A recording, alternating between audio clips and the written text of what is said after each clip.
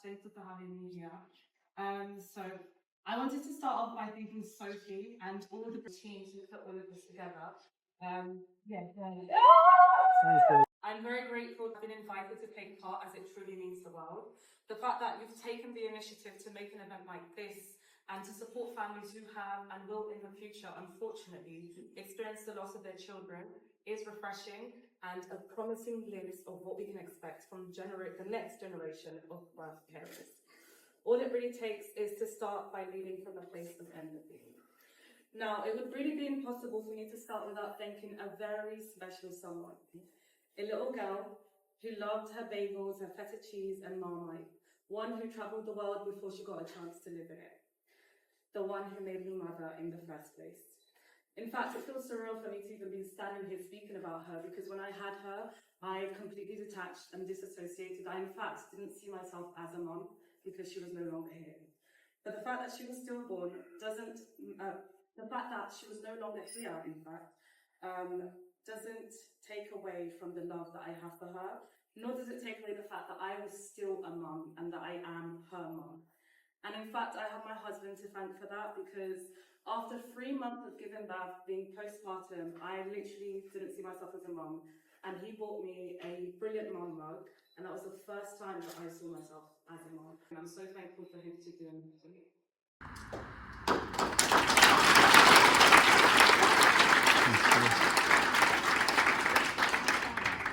My daughter changed us, the entire trajectory of my life and how we see the world. I'm grateful for the moments we share together and the legacy in the moments we continue to have. My daughter, Maila Angela Viana Murai, would be 2, going on 3 this year, born at 3:34 p.m, weighing 6.2 pounds on the 29th of December 2022. She would have been a Capricorn. And since I'm a Taurus, I know we would have been real bestie guys. Like, I couldn't wait to live my life with my girl.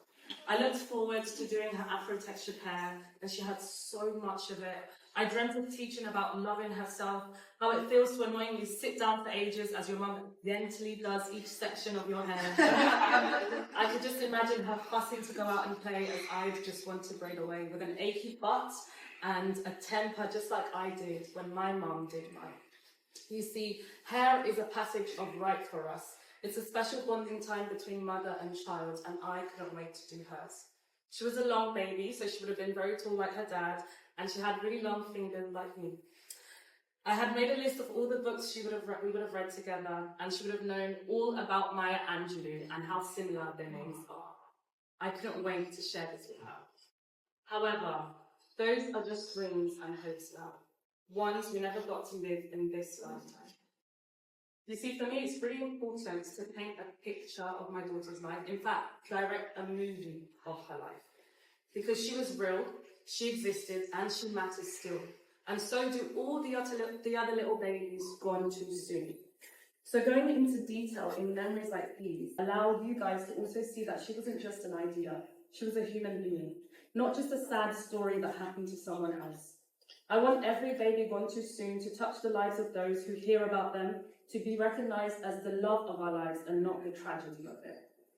This matters because everyone in this room has a role to play in helping shape the grieving lives of families who experience the loss of their children. We shouldn't have to do it alone. Our babies should be recognized by our friends and our families. In fact, I recently saw a video on Instagram of an elephant who gave birth to her stillborn calf, and the entire herd of elephants just surrounded her and took care of her for days and days. And as grieving parents, we deserve a village too. Our grief is lifelong, not just a couple of days, not a couple of months, not a couple of years. So try to remember those dates. Send "and I'm thinking of you" text, a picture of that robin that you saw might brighten someone's day as a sign from their baby. They'll be thinking of them either way. The more we normalize speaking about baby loss, the more parents will start to recognize that they don't have to detach or forget about their baby, and that they will have a choice to honor them and love them out loud, unapologetically, or silently if they wish. This all starts with outstanding bereavement care, outstanding bereavement resources, and outstanding bereavement facilities. And the work being done here today in pursuit of that matters so much. The first moments after losing our baby are crucial They shape how we go on to live our lifelong grief. Care must always go above and beyond to ensure parents are granted everything they deserve. It's not enough to do the bare minimum. At the end of the day, here is a family who's going to leave the hospital without being able to keep their baby. And as much as emotions are heightened and difficult, bereavement support shouldn't be an afterthought. We look to midwives to guide us in this new unknown. We don't know what we want and we don't know what to expect. Now, most hospitals in the UK are given a checklist of standard care in case of loss. And amongst this list are actions that should be taken in supporting bonding time with babies and the keepsakes that parents get to take home. And this moment is crucial because this checklist should never be considered as a suggestion, but as a must-have. When I look back at myself, I was given one handprint and one footprint of Maila, which I am eternally grateful for, of course. However, this isn't enough. A parent leaving the hospital should be able to leave with a handprints, hand castings, foot casting, a log repair, and everything else they're entitled to. Photographs. I didn't even get professional photographs because they couldn't find their camera. That's not good enough. We should be preparing for the worst. Now, when it comes to spending time with a baby, some parents may say no, which is exactly what I did. And it's absolutely fine and it's absolutely their choice. However, it is the responsibility of the healthcare professionals to gently and caringly give parents informed choices so they understand what they are deciding. There's a difference between asking someone if they want to see their baby compared to letting them know why it matters that they do see their baby. Yeah. For example, if we were to ask someone who was in a tragic car accident if they wanted to step back into that same car, most likely they would say no. So that's exactly how it was for me. I was in complete and utter shock. And I needed to realize that the trauma wasn't my baby. The trauma was the experience of losing her. And there are many ways that you can do this, and it's really about validating their existence in that space and time. So the way that babies are held and harassed by the midwife, complimenting their hair, complimenting how beautiful they look, how they look like their parents. All of this will immediately plant the seed in parents like myself who said no. And it will give us that curiosity of, maybe I do want to see my baby after who I grew for so long inside my tummy.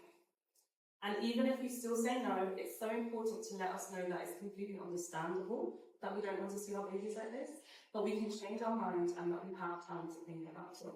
And that these are beautiful, long-lasting memories we'll get to make.